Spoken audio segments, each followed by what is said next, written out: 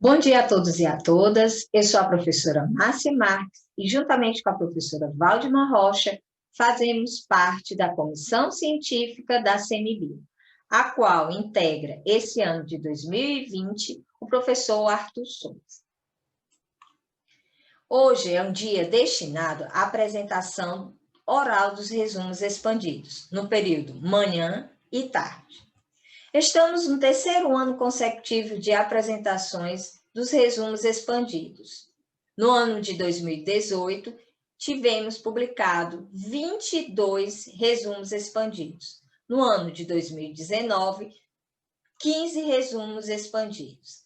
Graças à colaboração de todos os autores de edições passadas e a vocês, autores dos 21 resumos desse ano, que depositaram a confiança em publicar seus trabalhos na CMBio, é que realmente efetivamos esse espaço de pesquisa. Queremos também agradecer a colaboração de todos os docentes de diferentes cursos do campus, que voluntariamente corrigiram os resumos. Em nome da comissão da 9ª semana de Biologia do Campus Senador Ovidio Nunes de Barros, obrigada. Olá, pessoal. Sou Águida Paula Siqueira Fontes da Silva, graduanda do curso de Ciências Biológicas pela Universidade Federal do Piauí, integrante do Laboratório de Parasitologia, Ecologia e Doenças Negligenciadas. Irei apresentar o trabalho intitulado Caracterização Fenotípica da População de Anófilis SPP no município de Picos, Piauí. Os mosquitos do gênero Anófilis são conhecidos popularmente como mosquito prego. Inclui todos os vetores de malária humana, distribuídos em 6 subgêneros.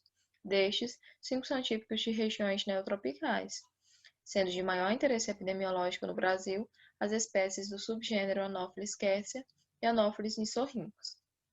A espécie Anopheles darlingii é pertencente ao subgênero Niçorhynchus e é o principal vetor da malária humana no Brasil. A malária é uma doença infecciosa causada por protozoários do gênero Plasmodium. Os seres humanos são os principais hospedeiros intermediários, enquanto os mosquitos são os hospedeiros definitivos. E a transmissão natural da malária acontece por meio da picada de fêmeas infectadas de mosquitos do gênero Anopheles. A principal medida de prevenção contra a malária é o controle vetorial, em decorrência de não existir ainda uma vacina eficaz contra a doença. É indicado também que a população faça uso de mosquiteiros, roupas que protejam braços e pernas, uso de repelente e que haja principalmente a eliminação dos criadouros. O presente trabalho tem, por objetivo, caracterização fenotípica da população de Anófilis SPP no município de Picos, Piauí, caracterizar os criadouros e as áreas de riscos de infecção da malária, bem como oferecer subsídios para o planejamento de combate aos mosquitos vetores da doença no município de Picos, Piauí. A pesquisa foi realizada no município de Picos, na região centro-sul do Piauí, que fica distante 320 quilômetros da capital Teresina. Possui uma área de 677.304 quilômetros quadrados, com uma população de aproximadamente 76.749 habitantes. As coletas foram realizadas no trecho do Rio Guaribas, que passa pelos bairros Juncos e Poeiras. Também foi feito coletas em corpos d'água e em uma lagoa localizada na Universidade Federal do Piauí, que fica parcialmente cheia durante todo o ano, no campus Senador Ovidio Nunes de Barros. As coletas das formas imaturas foi feita nas margens dos criadouros, que foram rios, lagoas, córregos, açudes e corpos d'água, em pelo menos 5 pontos de cada criadouro, com a utilização de uma concha entomológica. As lavas coletadas foram acondicionadas em depósitos contendo água do criadouro e transportadas em isopor ao Laboratório de Pesquisa 3, onde foram separadas por estágios. As larvas de primeiro e segundo estágios foram acondicionadas em bacias adequadas para o seu crescimento, e as larvas de terceiro e quarto estágios foram identificadas com o auxílio de microscópio e estereoscópio. Para identificação e classificação morfológica, as larvas capturadas foram submetidas à identificação específica, conforme Forattini 2002. E são fotos de alguns criadouros, o criadouro artificial encontrado no campus Senador Ovidio Nunes de Barros, a lagoa que fica também no campus e um trecho do rio Guaribas. As coletas elas foram realizadas entre agosto de 2019 e fevereiro de 2020, onde foram capturadas um total de 513 larvas no município. Apenas nos meses de outubro e novembro, como podemos observar no gráfico, não foram encontrados espécimes, em decorrência da diminuição dos criadouros naturais devido à escassez de água no período de seca. Do total de larvas capturadas, foram encontradas larvas dos gêneros Anopheles, Culex e Aedes. Das 513 larvas coletadas, apenas 136 eram larvas do gênero Anopheles. Destas, somente 38 chegaram à fase de pupa e nenhuma destas chegaram à fase adulta. Segundo Console Oliveira, as colônias podem ser facilmente contaminadas por agentes infecciosos como fungos e bactérias, sendo a mortalidade exagerada de imaturos uma consequência disso. Por este motivo, a manutenção das formas imaturas desse gênero é mais complexa do que os demais colicídios. Das larvas capturadas no rio, a maioria foram encontradas em corpos d'água, próximo às margens do rio. Nos meses de agosto e setembro, em decorrência da falta de chuva, o rio começou a secar, havendo a formação desses corpos d'água, gerando um ambiente perfeito para a ovipostura das fêmeas do mosquito Anopheles, pois sobre isso, Forattini 2002 afirma que as fêmeas deste gênero apresentam uma preferência por alagadiços expostos ao sol e com vegetação emergente, o que explica a ocorrência de larvas nesse período. Diante dos dados obtidos, foi possível observar a presença do gênero Anopheles na região de Picos, Piauí. Embora não tenha sido encontrada uma grande quantidade de Anopheles, levando em consideração o período de realização das coletas, tais mosquitos são de interesse epidemiológico, por serem vetores de malária, o que deve preocupar as autoridades de saúde locais. Essas foram as referências utilizadas para a realização do trabalho e obrigada.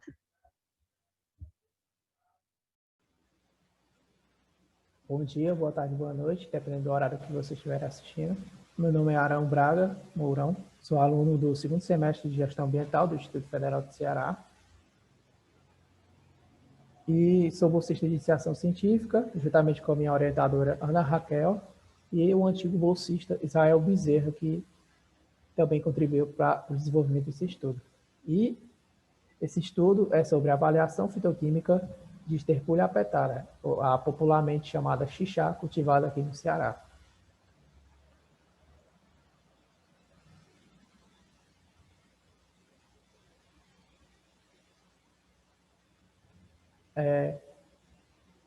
Segundo a autora Rosa, de acordo com a Organização Mundial da Saúde, devido à pobreza e à falta de acesso à medicina moderna, cerca de 80% da população dos países em desenvolvimento utilizam práticas tradicionais nos seus cuidados básicos de saúde, e 85% dessas práticas utilizam plantas medicinais e a preparação dessas, né? E aí que entra o xixá, que é encontrada e cultivada na região nordeste do Brasil, em especial no estado do Ceará, onde suas folhas são popularmente usadas como diurético e anti-inflamatório.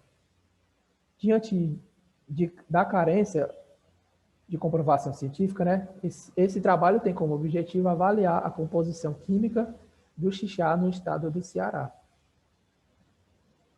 Passando aqui para a metodologia, o material vegetal foram retirados folhas e galhos do xixá, coletados no Ceará, município do Paracuru, e preparadas essicatas da planta, né, para ser depositadas no herbário Pisco Bezerra na Universidade Federal do Ceará, e a obtenção do número de registro. Essicata, para quem não sabe, é uma amostra de planta que é prensada e em seguida seca em uma estufa, que são fixadas em uma cartolina acompanhando de uma etiqueta contendo suas informações sobre o vegetal, né, que auxilia muito nos estudos posteriores, né. Na preparação de extratos, foram feitas a coleta de 232,95 gramas de folha e 956 gramas de galho. Esse material foi imerso em hexano, acetato de etila, etanol 70% e água. Foram também realizados testes fitoquímicos, né, que servem para averiguar qualitativamente a classe dos compostos secundários nos diversos extratos. A quantidade de fenóis, os fenóis totais, né, dos extratos etanólicos, será realizada por meio do método Foley-Cautel. Esse método é um dos mais antigos métodos de quantificação de fenóis totais em uma amostra. Também é conhecido como ensaio de fenóis totais. Nesse processo também foi utilizado um aparelho bastante encontrado em laboratórios, né, que é o espectrofotômetro. Ele tem a função de medir a concentração de substâncias, né? Ele que determina tanto a transmitância, que é a luz transmitida, quanto a absorvância, que é a luz absorvida. Nos resultados, né? O extrato que obteve o melhor resultado foi o extrato etanólico das folhas de xixá, cerca de 9,41%. A classe dos fenóis e taninos catéquicos foram encontrados em quase todos os extratos estudados, e o ensaio para os extratos foram realizados e o extrato alcoólico das folhas apresentou o melhor resultado, né? Comprovando assim a prática dos nativos, né? Em fazer chá com a folha do xixá, né? Em prol de ser anti-inflamatório e diurético, né? Lembrando que esses fenóis totais, né, estão fortemente ligados à neutralização ou sequestro de radicais livres, né? E os radicais livres têm forte ligação também com problemas de saúde, tanto como problemas de saúde de enfraquecimento no sistema imunológico, quanto mais sérios, né, como a artrite, a catarata e outros. Nas considerações finais, o presente estudo avaliou a presença de várias classes de compostos através do método qualitativo de testes fitoquímicos, obtendo como principais resultados os compostos fenólicos e taninos. Os estudos científicos é de suma importância para a valorização dos conhecimentos medicinais populares, né? Que a gente sabe que a população utiliza muita dessas plantas, né? Para a obtenção de saúde, né? E muito dessas práticas carecem de comprovação científica, né? O que é muito importante, né? Seria um bom investimento, né? Das instituições a fazerem isso, né? A necessidade de aprofundamento das pesquisas e maiores estudos sobre a planta xixá e seu uso medicinal são necessários, né? Infelizmente, nosso estudo foi interrompido pela pandemia, mas eu queria muito uma nova oportunidade, futuramente, se acontecer, para finalizar esse estudo, né? Que eu acho que é bastante importante para a população, tanto do Paracuru como para as demais, né? Aqui no estado do Ceará, tanto no Brasil também. E agradeço muito a minha orientadora Ana Raquel, por me passar conhecimento e aprendizado. Aprendi muita coisa sobre laboratório, normas de segurança, sobre a química mesmo, né? Química. E é isso. Aqui as referências bibliográficas. E obrigado pela atenção. Olá, cumprimento a todos os participantes e colaboradores da Semana de Biologia 2020 do Campus Senador Elvídio Nunes de Barros. Estarei neste momento apresentando o trabalho intitulado Avaliação Preliminar da Toxicidade de Sucupira, Pterodon pubescens dente, vendidos em feiras livres, o qual tem como autora eu, Ana Suenha, discente de Biologia do referido campus, e coautores Thais Maria, também discente, as professoras Ana Carolina e Márcia Maria. As plantas produzem uma grande diversidade de compostos secundários, os quais são associados constantemente a mecanismos de proteção da planta contra predadores e patógenos. Esses compostos podem manifestar uma grande variedade de atividades biológicas, representando então um recurso terapêutico relevante para muitas pessoas que muitas vezes não têm acesso a fármacos industrializados. Assim, o comércio informal dessas plantas tornou-se uma atividade frequente em diversas feiras livres, sendo praticados por comerciantes, como por exemplo os raizeiros, vistos como detentores de um saber abrangente sobre as plantas curativas, e os herveiros, aqueles que apenas comercializam as plantas, apontando sua indicação e forma de uso. Todavia, algumas plantas são consideradas tóxicas por apresentarem em sua constituição substâncias que podem causar alterações graves no organismo de homens e animais, por meio tanto da inalação e ingestão, quanto pelo contato, e muitas outras ainda são desconhecidas quanto à sua toxicidade. Dessa forma, o estudo das plantas tóxicas vem cada dia mais ganhando importância, uma vez que pode esclarecer aspectos dos casos de intoxicações e, além disso, pode fornecer compostos importantes para a fabricação de novos fármacos. Dentre as plantas utilizadas na medicina tradicional, encontra-se a Pterodon pubescens benth, comumente conhecida como sucupira e amplamente distribuída no Brasil Central. Seus frutos estão disponíveis comercialmente em várias feiras livres e mercados públicos devido às propriedades antirreumáticas, analgésicas e anti-inflamatórias que apresenta. Contudo, existem poucos relatos de estudos toxicológicos do óleo das sementes, o que torna esse estudo relevante, mediante a necessidade de saber como usá-la de forma adequada, pelo risco toxicológico que essa planta pode apresentar.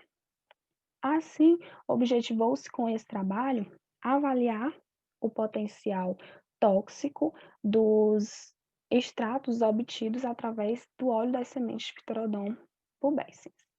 Para a realização desse estudo, inicialmente foi feita a preparação do extrato a partir das sementes adquiridas na Feira Livre de Picos, como já citado por meio dos raizeiros.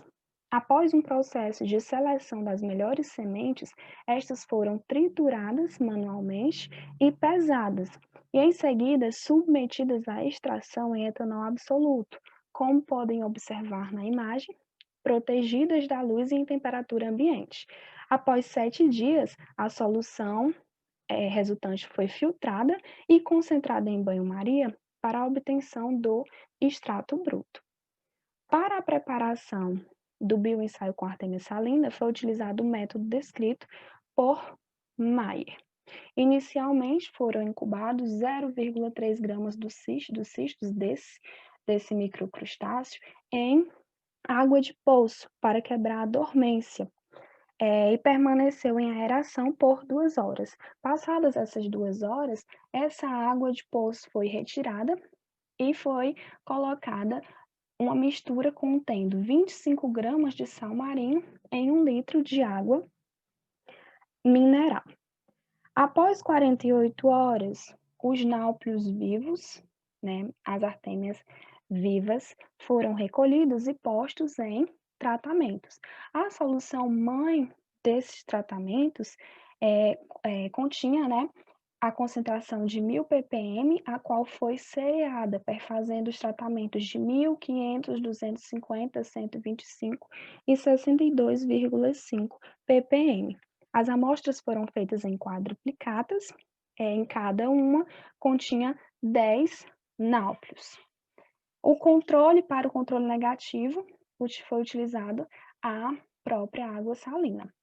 Após 24 horas, foi realizada a contagem dos náuplios vivos e mortos submetidos à substância testada. Os testes que avaliam o potencial toxicológico são de suma importância, então, na seleção de substâncias com atividade biológica, uma vez que eles são desenvolvidos com a finalidade de avaliar possíveis efeitos causados pelo uso das plantas que contêm em sua constituição compostos tóxicos. O bioensaio com artemia salina é muito utilizado na avaliação prévia da atividade tóxica de extratos vegetais, sobretudo pelo baixo custo dos seus cistos e também rapidez e simplicidade do bioensaio. A partir desse bioensaio, foram obtidos como resultados a correlação positiva da concentração versus mortalidade, ou seja, quanto maior a concentração do extrato, maior também a mortalidade. Como podemos observar na tabela, o extrato obtido das sementes de Pterodon pubescens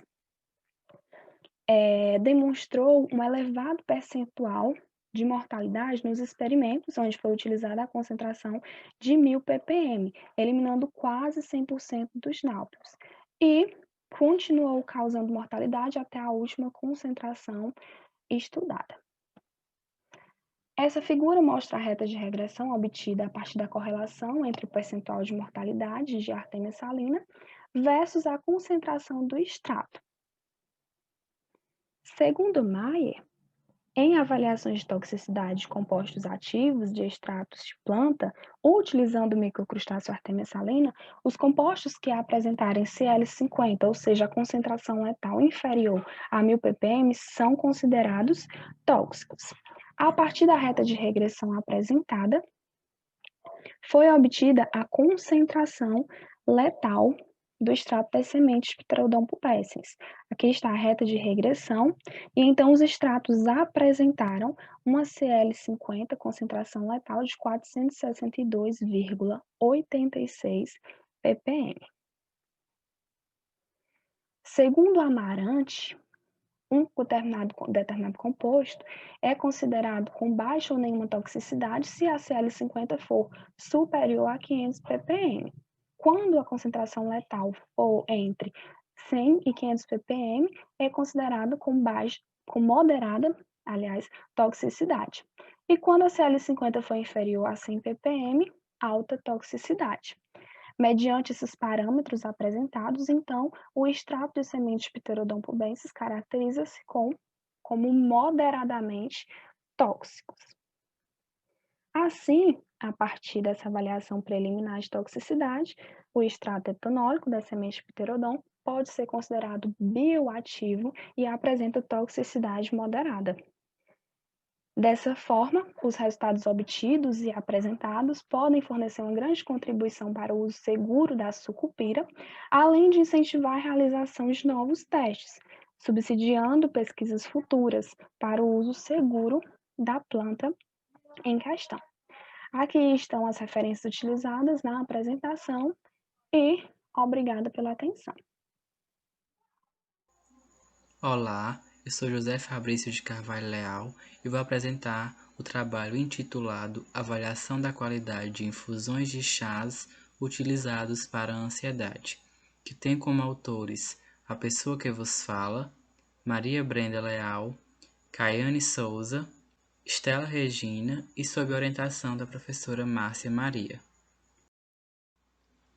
A ansiedade é um estado emocional com componentes psicológicos e fisiológicos, podendo trazer benefícios ou malefícios à saúde do ser humano. E isso depende das circunstâncias ou intensidade, podendo afetar o funcionamento psíquico e corporal.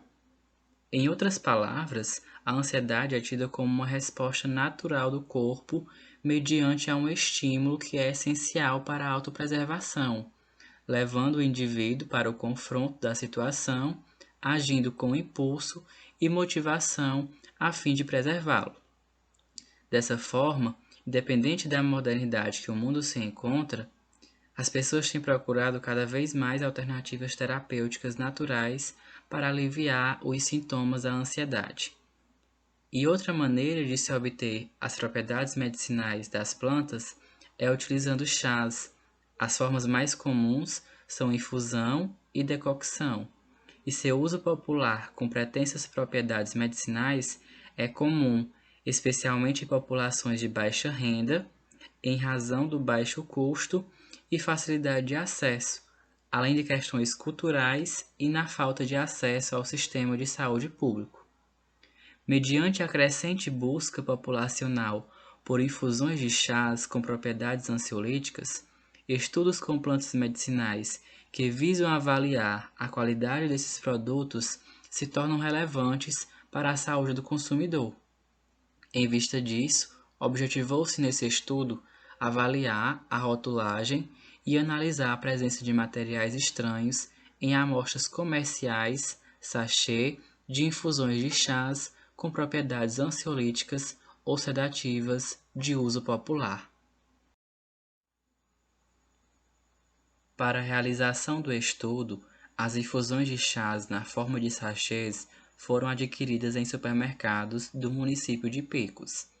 Foram analisadas 8 amostras de infusões de chás na forma de sachê de espécies vegetais com fins terapêuticos e de marcas distintas, sendo 4 de camomila, Matricaria recutita, e 4 de capim-cidreira, Cibopogon citratus. As plantas selecionadas têm base na literatura científica de acordo com os estudos etnobotânicos nacionais. Então, primeiro foi realizado a análise dos rótulos segundo a Resolução RDC de número 259 de 2002. Foi elaborada uma planilha de verificação de rotulagem. E, em seguida, a análise de material estranho nas amostras de infusões de chás foi realizada com base na metodologia descrita pela Farmacopeia Brasileira de 2010.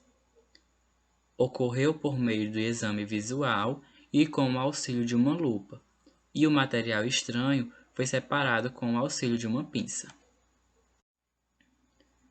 Das amostras avaliadas, a grande maioria dos itens verificados apresentaram resultados satisfatórios na análise de rotulagem. A informação sobre a proteção de luz foi o único item que não foi observado em 4 das amostras, 2 de camomila e 2 de capim-cidreira.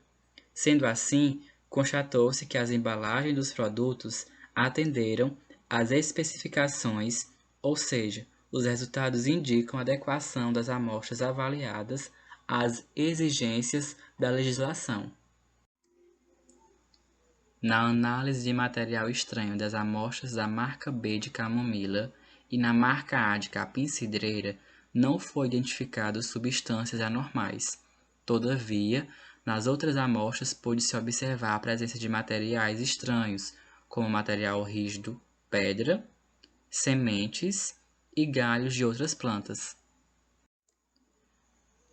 As impurezas encontradas em cada amostra podem ser observadas nesta figura. E de acordo com a resolução RDC de número 175, as amostras que apresentaram objetos rígidos e aspecto argiloso são classificadas como prejudiciais à saúde humana. E quando há a presença de insetos ou fragmentos de insetos, são considerados objetos estranhos não prejudiciais à saúde. Entretanto, indicam condições inadequadas de armazenamento, como também de conservação, tornando-se inconciliável com as boas práticas de fabricação, conforme a Portaria 326 da Secretaria de Vigilância Sanitária, 1997. Tendo em vista os aspectos observados, a análise da rotulação de todas as amostras das infusões de chás ansiolíticos vendidos em comércios demonstrou-se satisfatória para o uso dos consumidores, isto é, está de acordo com a rotulagem exigida pela legislação. No entanto, durante a verificação de materiais estranhos, a maioria das amostras das diversas marcas comerciais apresentaram algumas inconformidades. Ainda que a Farmacopeia Brasileira permita uma margem aceitável de 2% de materiais estranhos para droga vegetal, as irregularidades observadas nas amostras avaliadas sugerem falhas na realização da produção transporte e ou armazenamento, como também no controle de qualidade.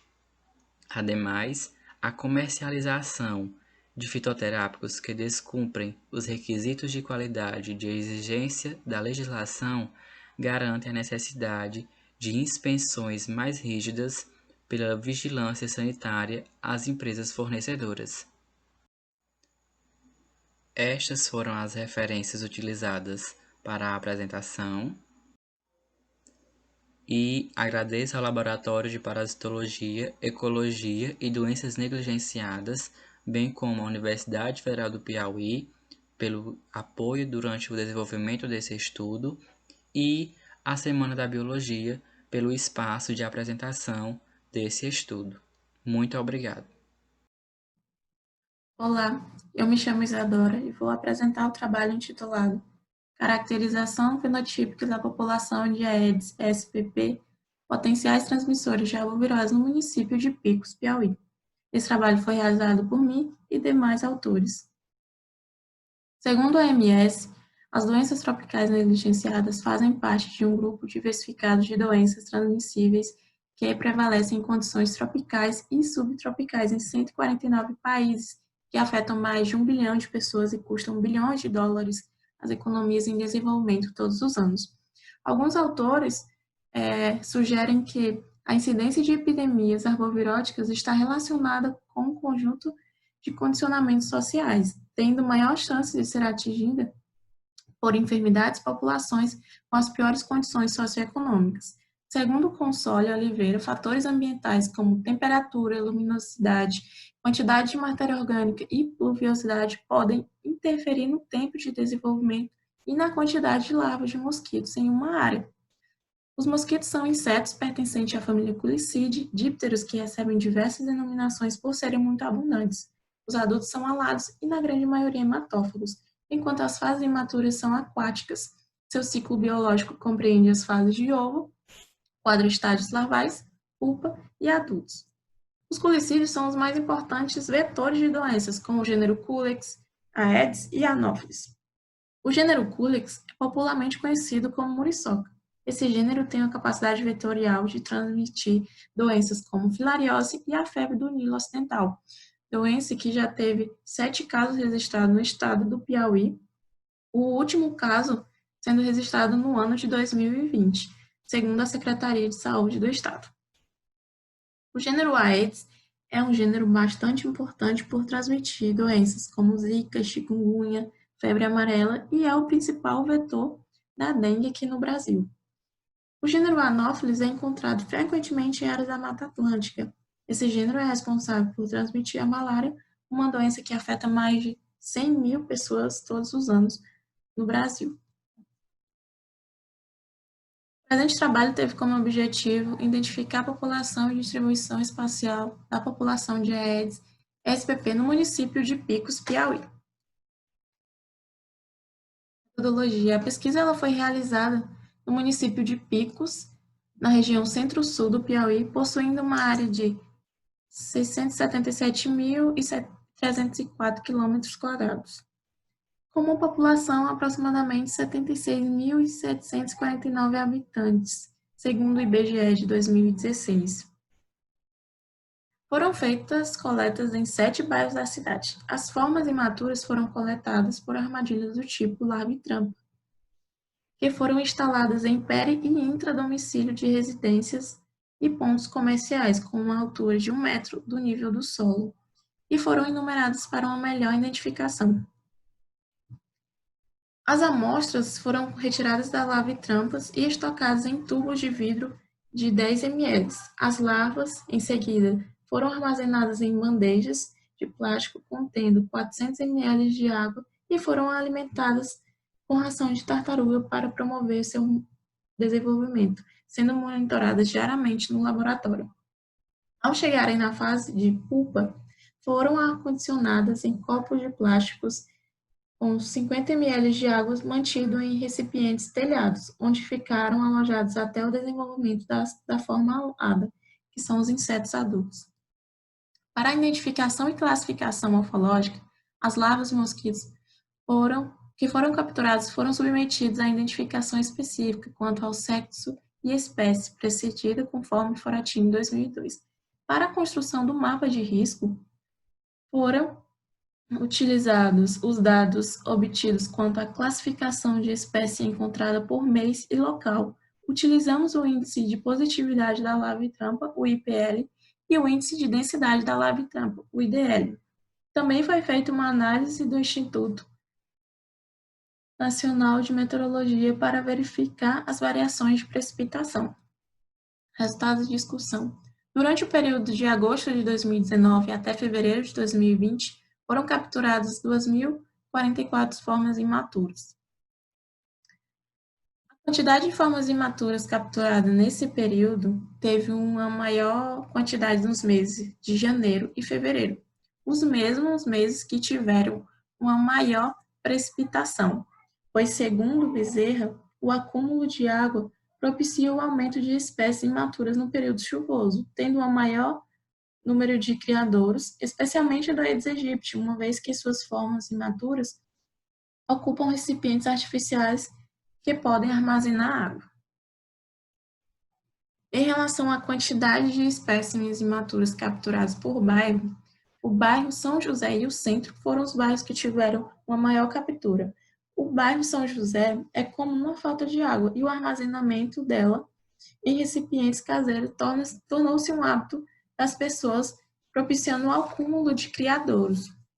No bairro Centro não há falta de água, porém existem condomínios e estabelecimentos comerciais que são mais difíceis de serem inspecionados por parte dos agentes de zoonoses. Além disso, o grau de sombreamento de criadouros mostra que as formas imaturas do Aedes aegypti têm preferência por locais abrigados do sol. O mapa demonstrou a distribuição espacial dos bairros que apresentaram o IDL acima da média em vermelho e os bairros que apresentaram o IDL abaixo da média em azul. Os bairros que tiveram o IDL acima da média foram os bairros Morada do Sol, Canto da Várzea, o Centro, bairro Pedrinhas e Bomba. Portanto, a realização de pesquisa na área de vigilância epidemiológica torna-se necessária nessa região, pois além de identificar a presença de vetor, pode indicar a presença de reservatórios de arbovírus causador de diversas arboviroses. Devido à ausência de tratamento preventivo de várias arboviroses, o mapeamento de mosquitos vetores é essencial para o planejamento e desenvolvimento de estratégias de controle vetorial mais eficiente, partindo do pressuposto que a melhor profilaxia é o controle da população vetorial. Foram minhas referências. Quero agradecer à Universidade Federal do Piauí e ao Laboratório de Parasitologia e Ecologia de Doenças Negligenciadas, o LAPEDONE, pelo apoio na realização desse trabalho. Olá a todos e a todas. Sou Antônia Rafaela Viana da Silva. O trabalho que aqui compartilho teve como autores, além de mim, o João Emerson de Souza, a Mariana Soares Lima, Edna Elisa de Oliveira, José Nilton de Araújo Gonçalves, José Fabrício de Carvalho Leal, Maíra de Souza Félix de Lima, sob a orientação da professora doutora Valdima Alves da Rocha. Nosso trabalho é intitulado Divulgação da Zoologia por meio da rede social, uma ação extensionista em tempos de pandemia. O Brasil é um dos maiores países com maior diversidade biológica do planeta, com uma área de mais de 8,5 milhões de quilômetros quadrados. Além disso, junto com outros 16 países, o Brasil reúne em seu território 70% das espécies de animais e vegetais catalogados até hoje no mundo. Calcula-se que o país possua entre 15 a 20% de toda a biodiversidade mundial, possuindo 4 dos biomas mais ricos do planeta, sendo eles a Mata Atlântica, o Cerrado, a Amazônia e o Pantanal. Então, diante de toda essa riqueza explanada, por qual motivo ainda existe o desconhecimento da fauna nacional? Acredita-se que isso esteja relacionado à influência que a mídia exerce na divulgação de animais exóticos, Isso pode acontecer através de desenhos animados, de filmes, de jogos, de livros infantis e de documentários. Desse modo, é mais comum que uma criança reconheça um leão ou uma girafa, mas que não tenha reconhecimento sobre um lobo-guará ou uma jaguatirica. Portanto, a proposta de divulgação científica tem o intuito de contribuir para a inclusão dos cidadãos e tornar o conhecimento da fauna acessível para todos. Focamos o nosso projeto na divulgação científica via rede social Instagram, pois essa rede ela é uma ferramenta bastante eficaz no compartilhamento de informações científicas, visto que a mesma possui 1 bilhão de usuários mensais ativos, o que torna ela acessível à população.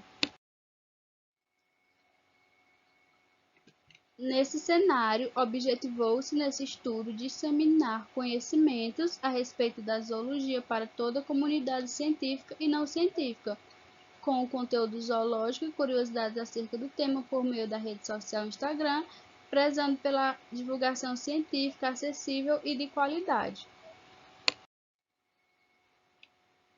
As ações de divulgação científica ocorreram por discentes e docentes da Liga Acadêmica de Zoologia do Piauí, da Universidade Federal do Piauí. Isso aconteceu via rede social Instagram, através do perfil @lazouf, onde foram postadas informações científicas sobre a zoologia. As postagens foram realizadas semanalmente de julho a novembro de 2020, no horário de pico dos seguidores do Instagram. Esse horário ele compreende o horário de 12 horas e o horário de 18 horas. Para a elaboração do conteúdo, foram feitas leituras de artigos, livros e bloggers sobre zoologia. Vale lembrar que as informações do número total de seguidores, do alcance e das impressões das publicações foram fornecidas pelo próprio Instagram, através de uma ferramenta que tem disponível nessa rede social para contas que produzem conteúdo. É importante sabermos também que alcance se refere ao número de contas únicas que viram as publicações. Já impressões estão relacionadas ao número de vezes que a publicação foi vista. Esse era o nosso perfil na rede social, @lazouf. Através das ferramentas disponibilizadas pela rede social, postamos conhecimentos científicos, entre eles o Conhecendo a Fauna, onde abordamos a diferença de animais peçonhentos e animais venenosos. No Zoodica, divulgamos eventos científicos, como o da Semana da Biologia do Campo Senador Ovidio Nunes de Barros. Indicamos autores da área. Abordamos temas polêmicos e em foco no momento. E também falamos sobre filos do reino animal. Foi feita a interação com o público através do Story, onde foram feitas enquetes abordando as diferenças entre alguns anfíbios. A figura 2 nos mostra o número total de seguidores e de contas únicas que alcançaram as publicações do Lazouf entre os meses de julho e novembro de 2020. Através das informações obtidas pela rede social, no final do mês de novembro, como podemos analisar na imagem, conseguimos obter um público de 1.072 seguidores, com um alcance total de 1.456 contas únicas. Por semana, o perfil zoológico conseguiu alcançar um valor máximo de 704 contas e um valor mínimo de 331 contas. Foi possível também fazer a relação dos valores diários, onde o número máximo foi de 357 contas, número mínimo de 81 contas alcançadas.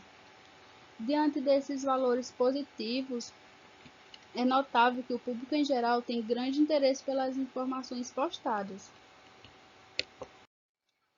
A figura 4 nos faz ter noção do número de vezes que as publicações da LASOUF apareceram na tela, ou seja, a figura 4 nos disponibiliza informações sobre as impressões, onde obtivemos um número de 1.657 impressões no total. Em relação às impressões mensais, obtivemos um valor de 920 contos e as impressões semanais obtivemos um valor máximo de 481 contos. Assim, essas postagens elas obtiveram boas visualizações com um número elevado de impressões. Isso indica que o conteúdo foi visto várias vezes por alguém e que a divulgação científica foi eficiente, atingindo as metas propostas. Então, diante do que foi exposto, podemos concluir que a rede social se mostrou uma ferramenta com grande potencial para auxiliar na disseminação de conhecimentos e na formação acadêmica dos discentes envolvidos. Tendo em vista todas as medidas de segurança que foram adotadas decorrentes da pandemia do coronavírus, onde o distanciamento social foi a medida mais eficaz e segura para conter a propagação do vírus, a rede social ela se mostrou um ótimo meio para que ocorresse a divulgação científica, porque além de proporcionar um bom alcance do público, isso poderia acontecer de forma virtual e segura em relação ao vírus. Aqui estão disponíveis as referências utilizadas para a construção da apresentação. Finalizo aqui esta apresentação. Gostaria de agradecer à Universidade Federal do Piauí, à Semana de Biologia do Campo Senador Ovidio Nunes de Barros, a todos os integrantes da Liga Acadêmica de Zoologia do Piauí. Deixo aqui disponíveis os e-mails do autor principal do trabalho e da orientadora para contatos em caso de dúvidas e obrigada pela oportunidade. Olá, sou Maria Luara e vou apresentar o trabalho intitulado Visão do Professor quanto à utilização de modelos didáticos em morfologia floral, sobre a orientação da professora doutora Maria Carolina de Abreu. Ao longo da história da educação brasileira, o ensino de ciências, bem como todo o cenário escolar, esteve dominado pelo modelo tradicionalista, o qual objetivava a transmissão dos conhecimentos produzidos pela ciência ao longo da história da humanidade. Segundo Anjos e Flores, fazer o uso de abordagens metodológicas que criem situações que estimulem e despertem o interesse em estudar botânica é uma necessidade que deve ser pensada pelos professores. Sendo assim, alguns professores propõem a utilização de uma nova tendência no ensino em desenvolver trabalhos que visam a utilização de modelos didático-pedagógicos, que é vista como uma estratégia de ensino inovadora. Nosso objetivo geral é analisar a eficiência do uso de modelos didáticos de morfologia floral na aplicabilidade do conteúdo de botânica nas aulas de ciências em escolas da rede pública de ensino.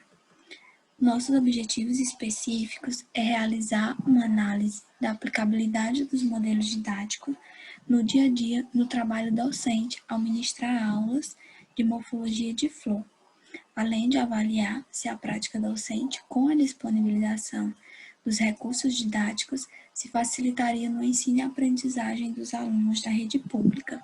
Além disso, analisar a eficácia do uso dos modelos didáticos em morfologia floral nas aulas de ciências na rede pública de ensino.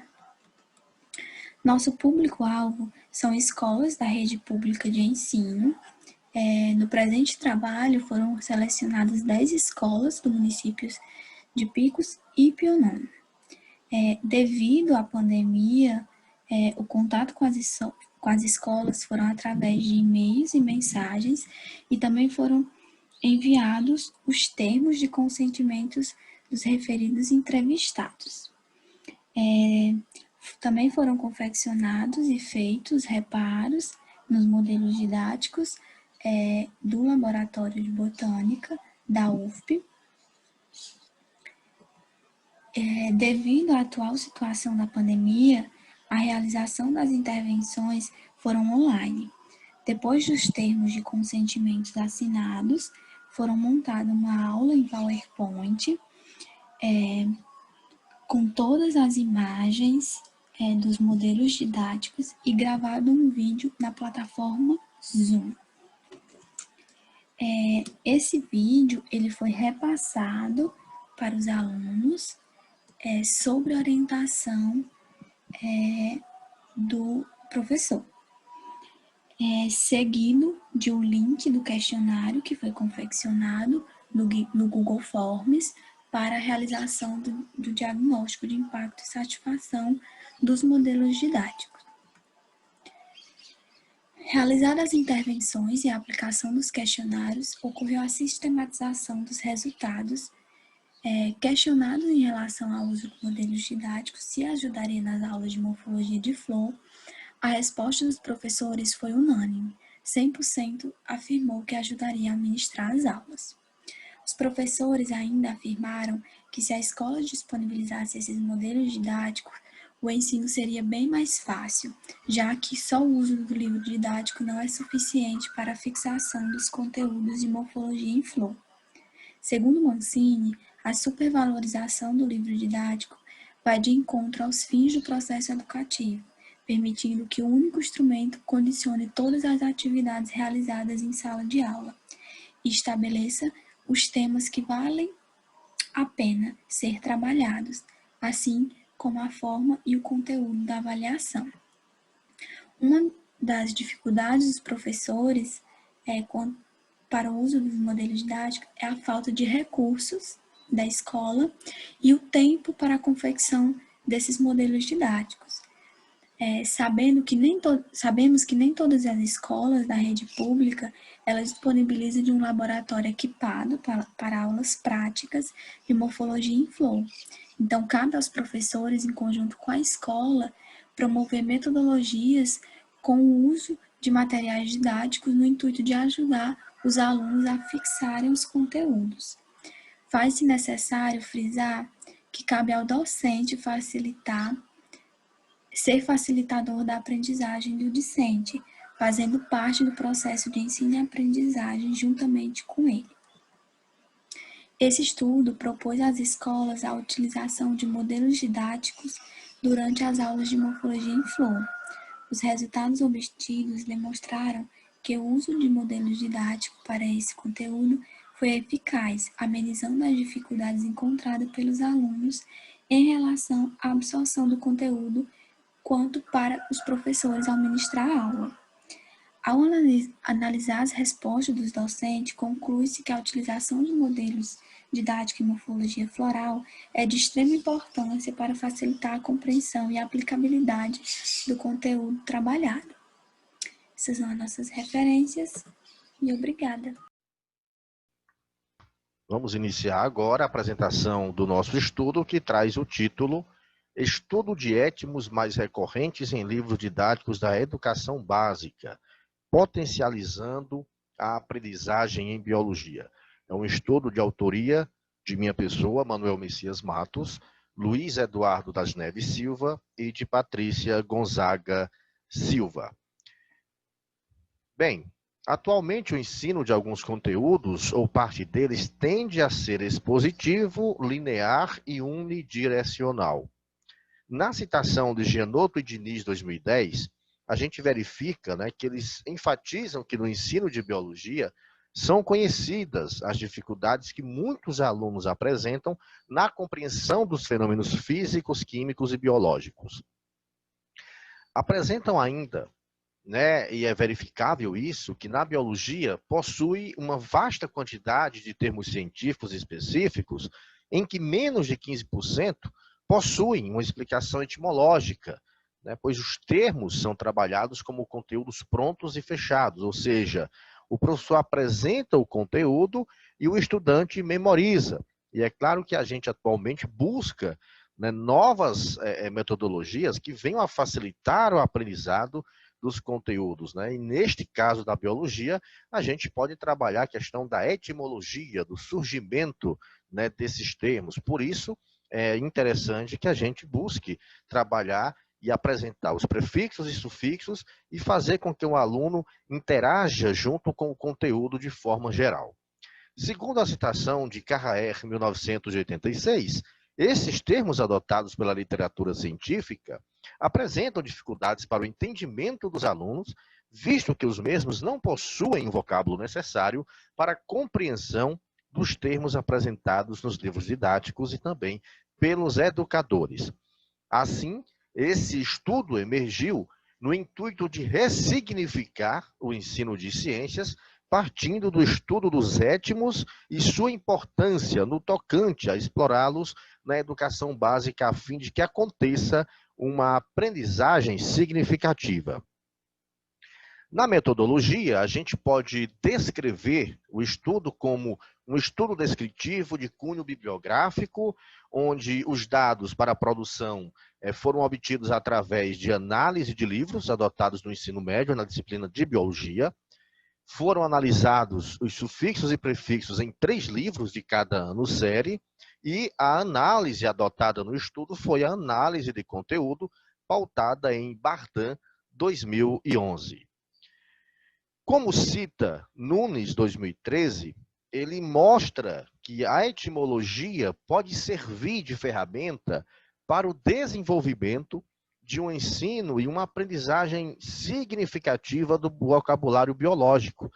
Isso porque a sua utilização pode proporcionar a criação de significados, hipóteses, identificação de conhecimentos prévios e reflexão sobre o que está sendo estudado. Quando nós partimos para a análise das obras, a primeira obra analisada foi o livro do primeiro ano do ensino médio. Nesse livro, nessa obra, nós encontramos muitos termos grego, em latim, alemão, em português e em francês. E o autor esclarece de forma satisfatória as expressões científicas, a forma como estes termos científicos são empregados no texto facilita a leitura e também o entendimento, e traz ainda a maneira correta de como pronunciar os nomes de cientistas estrangeiros, ou seja, ele traz o nome do cientista e, entre parênteses, a pronúncia que você deve utilizar. Percebeu-se também nesta obra a ausência de um glossário no final, com o significado de outros termos que aparecem no decorrer da produção. A segunda obra analisada traz conteúdos voltados ao segundo ano do ensino médio. No geral, é uma obra de fácil entendimento, traz explicações auxiliares que o professor poderá utilizar no dia a dia da sala de aula, e esse se conta com um glossário bastante interessante, no qual se pode recorrer em busca de dúvidas nos significados de alguns termos, e isso cabe tanto ao professor quanto ao aluno. A terceira obra analisada dispõe de conteúdos do terceiro ano do ensino médio. No geral, é uma obra de fácil entendimento, traz esclarecimentos auxiliares que o professor poderá utilizar no dia a dia da sala de aula, isso relativo a cada capítulo, a cada unidade desse livro. Os conteúdos apresentados dão suporte aos alunos, visando exames como, por exemplo, o Enem.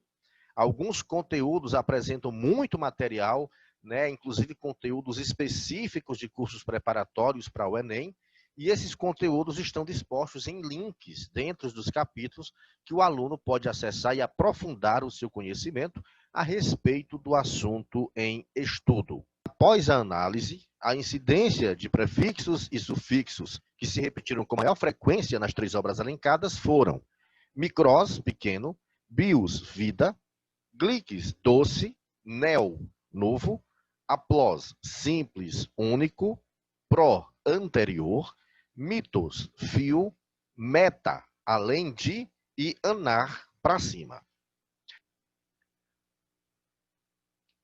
Zabala, 2014, na página 42, afirma que não podemos dizer que se aprendeu um conceito ou princípio se não entendeu o significado. Saberemos que faz parte do conhecimento do aluno não apenas quando este é capaz de repetir sua definição, mas quando sabe utilizá-lo para a interpretação, compreensão ou exposição de um fenômeno ou situação. Quando é capaz de situar os fatos, objetos ou situações concretas naquele conceito que os inclui. Bem, chegamos à conclusão, no decorrer do estudo, de que o aprendizado, tanto da biologia quanto de outras áreas da ciência, passa pelo domínio do vocabulário científico apresentado nas aulas, na literatura e nos meios de comunicação.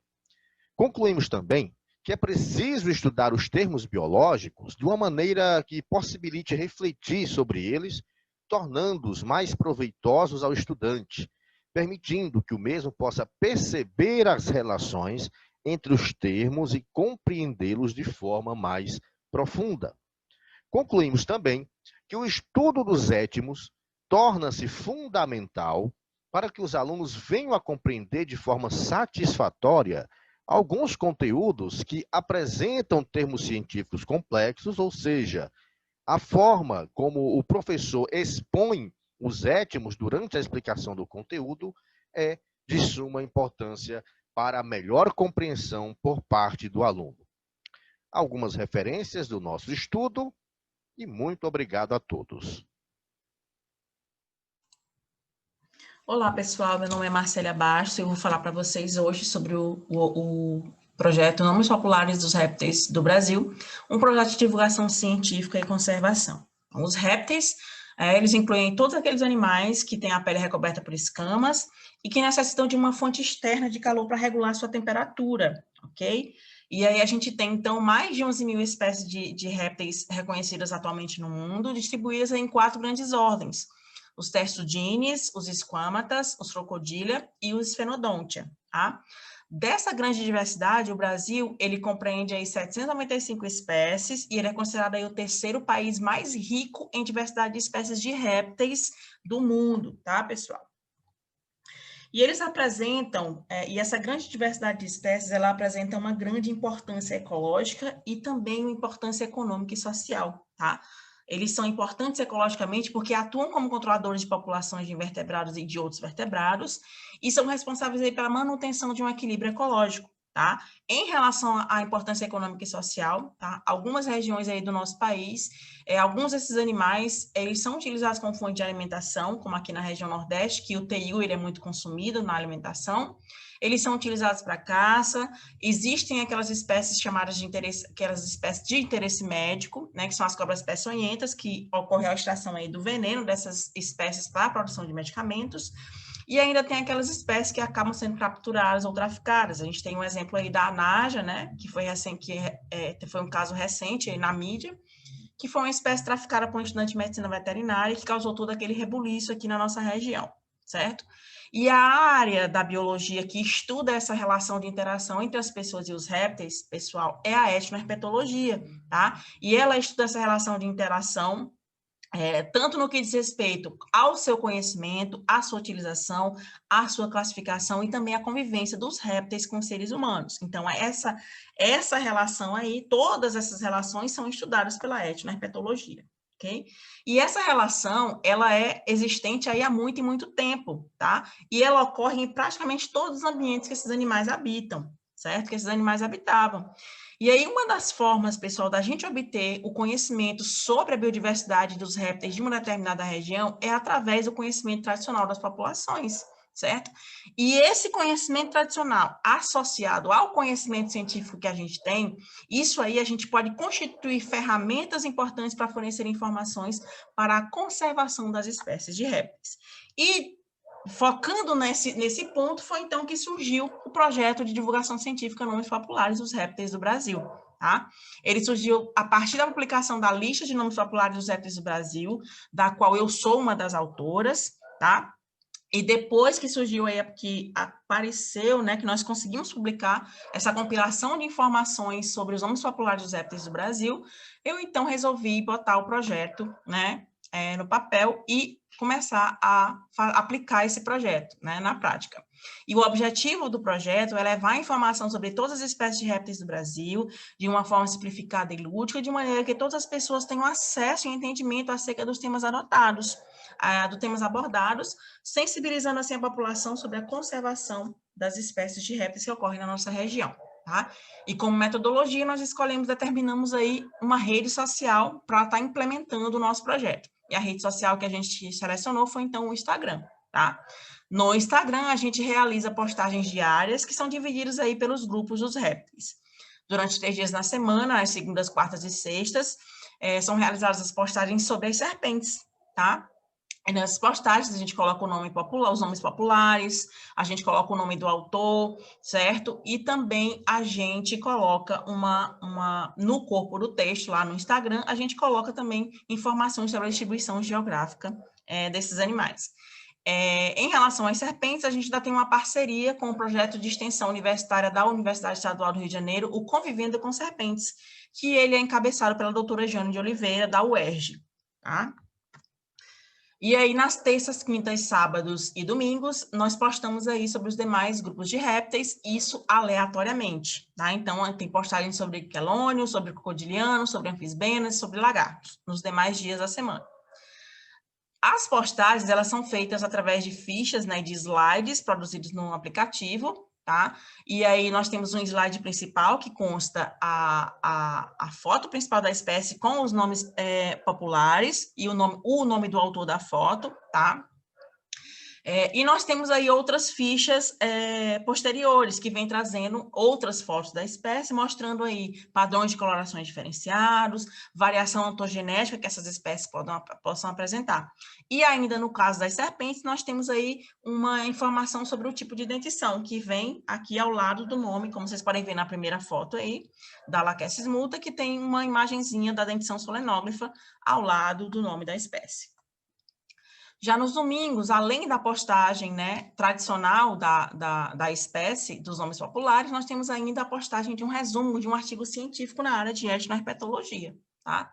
E como eu falei anteriormente para vocês, nós temos aí, disponibilizamos também informação sobre a distribuição geográfica de cada uma das espécies que são postadas. Bom, como resultado, nós temos aí, a nossa página, ela foi criada no dia 16 de setembro de 2020, tá? E esses dados aqui, eles estão atualizados, então hoje a gente conta, depois de 3 meses, né, a gente conta com 1.020 seguidores, ok? Desses seguidores, eles apresentam uma faixa etária que varia entre 18 a 54 anos, sendo que a grande maioria, ou seja, 43%, eles têm entre 25 e 34 anos. Em relação aos gêneros, nós temos aí um equilíbrio, certo? Nós temos aí metade de homens e metade de mulheres. E as postagens que tiveram a maior interação com os nossos seguidores foram aquelas que tratam aí de artigos relacionados com a etnoherpetologia, certo? E uma das principais observações que a gente tem feito, né, é postar bastante imagem nesses slides, né? Já que o visual é o que chama mais a atenção das pessoas, sendo às vezes o suficiente para intrigar o público e promover o engajamento. Então, todas as nossas postagens que vocês podem conferir, tem muitas imagens, desenhos, é bastante ilustrado, e isso chama bastante a atenção das pessoas. As postagens com serpentes, tá? Elas têm, então, também uma grande interação com os seguidores, tá? Sejam elas fotos ou vídeos, a gente tem sempre uma grande interação com esses animais, com postagens sobre esses animais. Um exemplo disso aí foram as 2 postagens mais visualizadas do nosso projeto, que foi a postagem da surucucu pico de jaca e da cobra coral, tá? Nós tivemos aí 438 visualizações da surucucu pico de jaca e 397 da Micrurus albicinctus, que é a cobra coral, respectivamente, bom?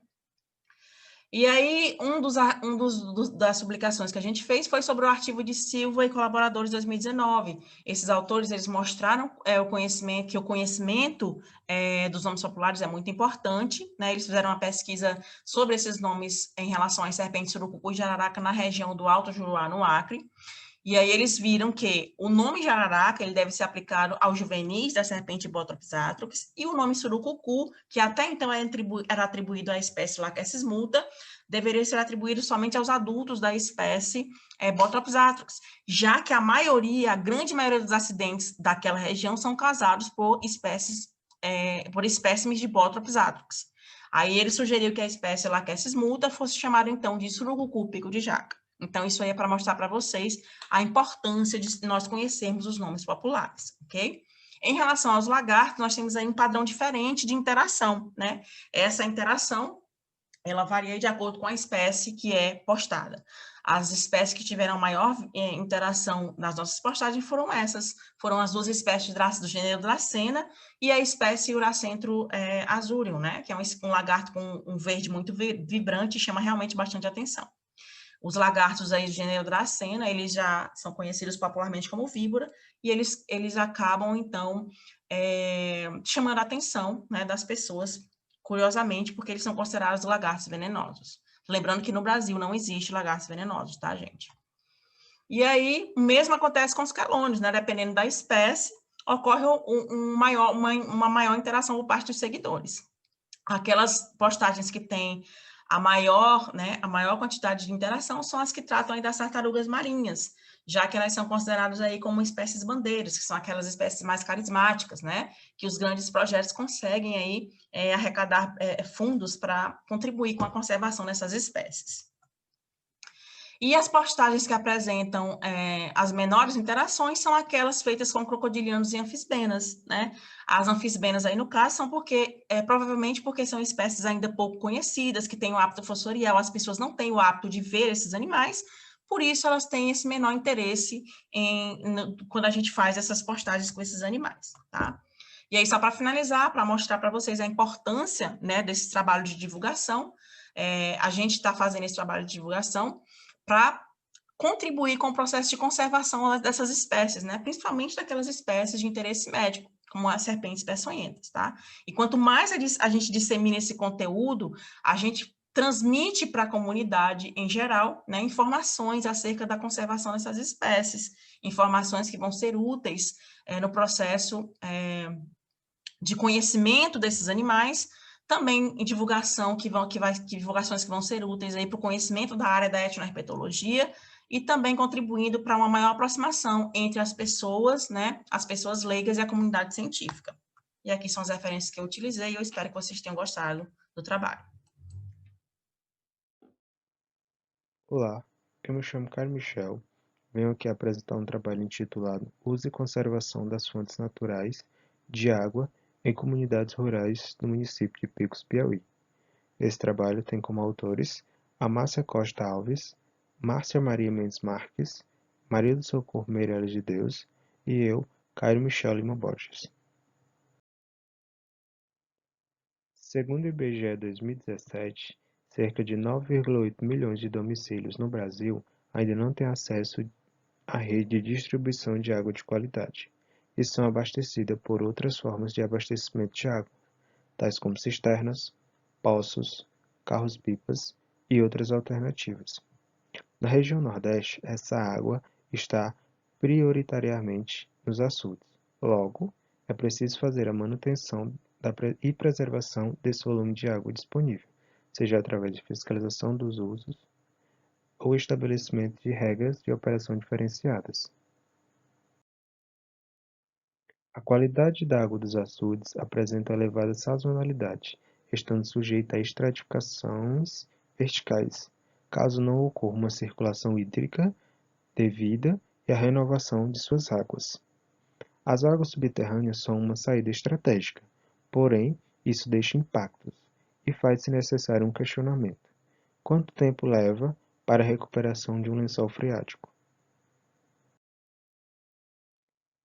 Contudo, o objetivo do nosso trabalho foi fazer o levantamento das fontes naturais de água presentes em 3 comunidades na zona rural de Picos, Piauí. A nossa metodologia foi a seguinte. Primeiro foram escolhidos 3 povoados na zona rural de Picos, que foram Junco dos Monteiros, Serra do Tanque e Nossa Senhora da Saúde. Logo após, foi feita uma excursão pelas áreas para a identificação e mapeamento das fontes de água existentes. Após esse levantamento, foi aplicado um questionário com 9 perguntas objetivas, utilizando como base de estudos bibliográficos as técnicas do Brandão, 1984. Nos resultados, foram identificadas 8 fontes nos 3 povoados. Com relação ao perfil dos entrevistados, 85,7% são do sexo masculino e 14,3% do sexo feminino. A principal atividade das famílias nesses povoados é a agricultura familiar, correspondendo a 89,2%, e o restante se denominaram autônomos, cerca de 10,8%. Quando perguntados aos entrevistados sobre os principais usos dessas fontes antes da perfuração dos poços, os mesmos responderam que utilizavam essa água para consumo humano, uso doméstico, limpar as residências e no abastecimento dos rebanhos e nas práticas da agricultura familiar.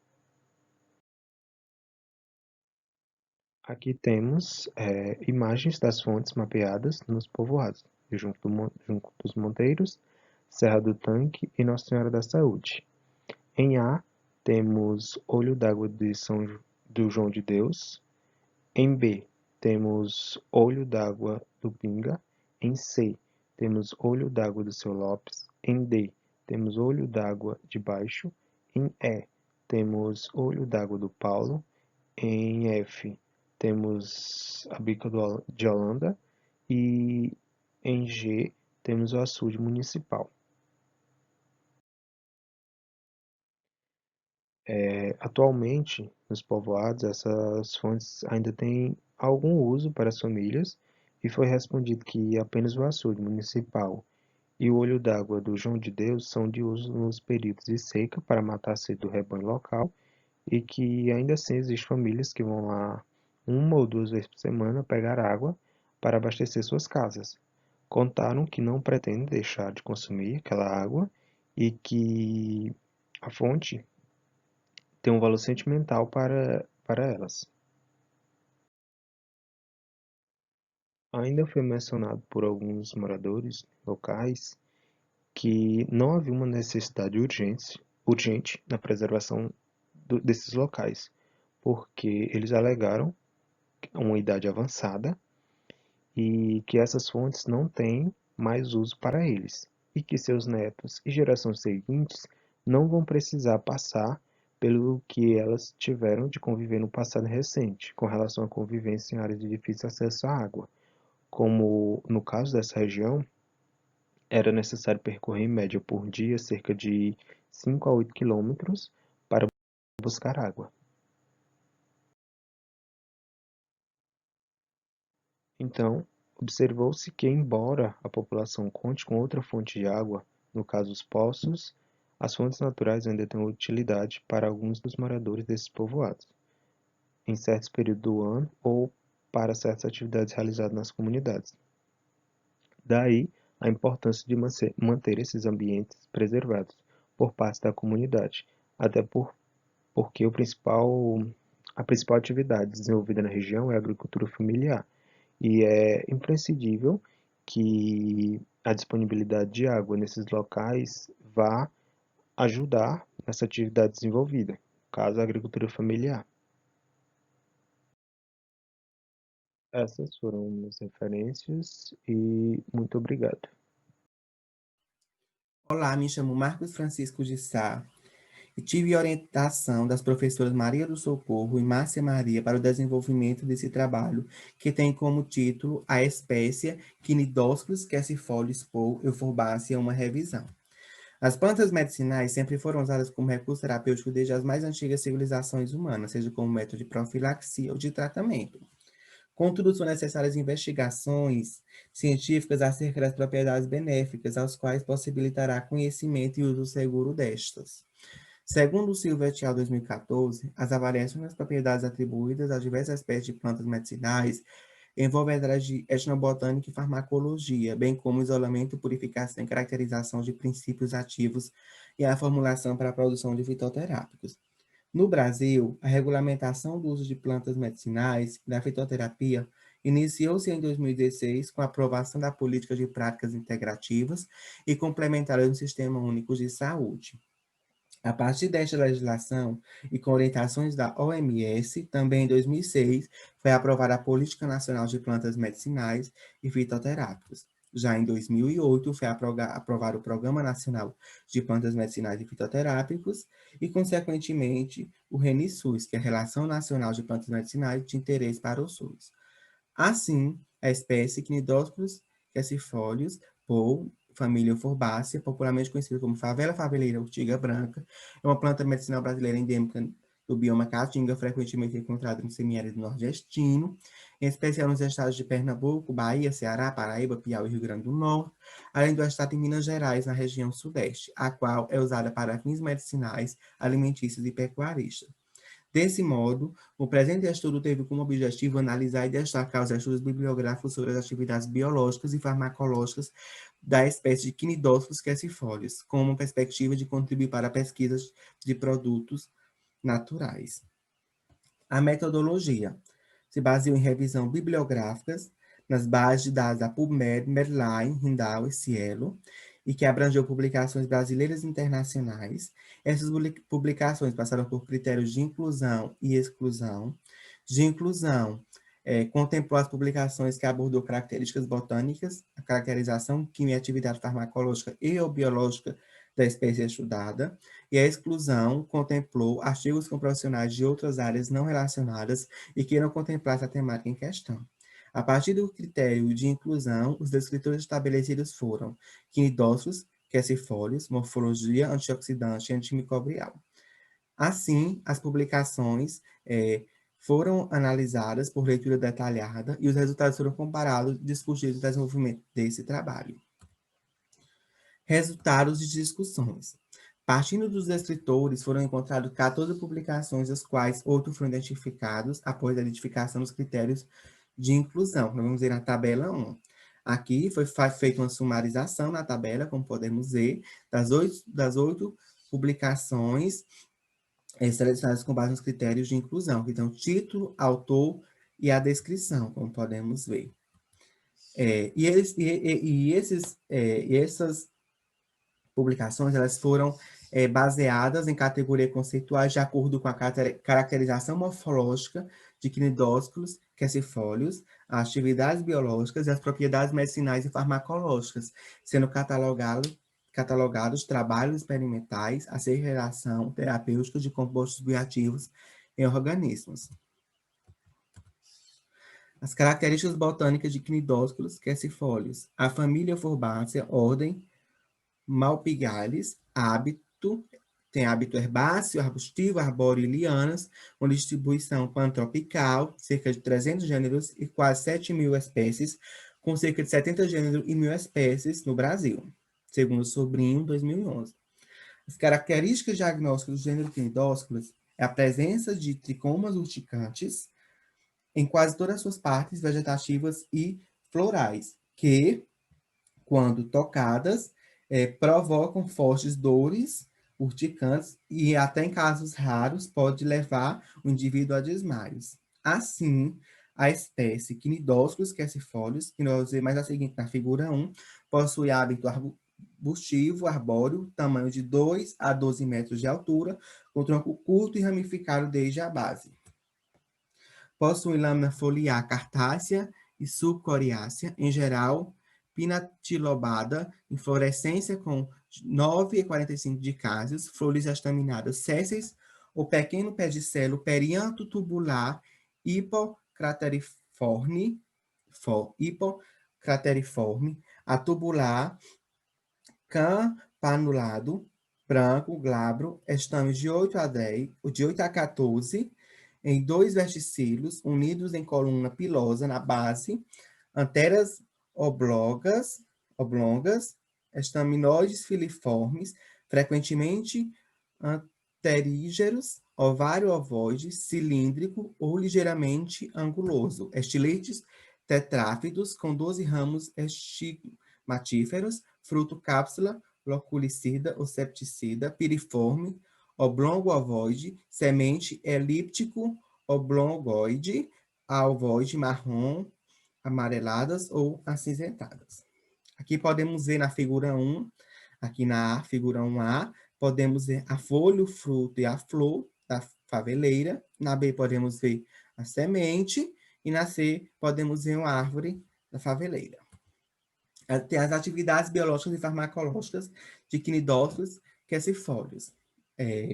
Levando em consideração as atribuições medicinais, as plantas produzem uma grande variedade de substâncias químicas que podem apresentar diversas atividades biológicas e constituem ainda hoje um recurso terapêutico para uma parcela significativa da população mundial que não tem acesso às medicações. Assim, como podemos ver e observar,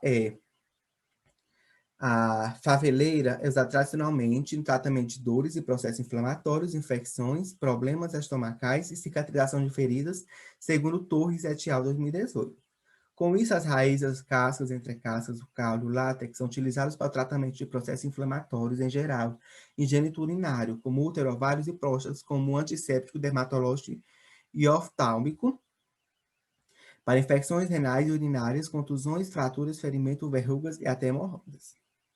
Assim, diversos estudos foram desenvolvidos para comprovar tais eficácias. Por exemplo, Gomes et al. 2014, a partir de extratos etanólicos de cascas e folhas de quinidófilos quercifólios, constatou que a espécie possui atividade anti-inflamatória.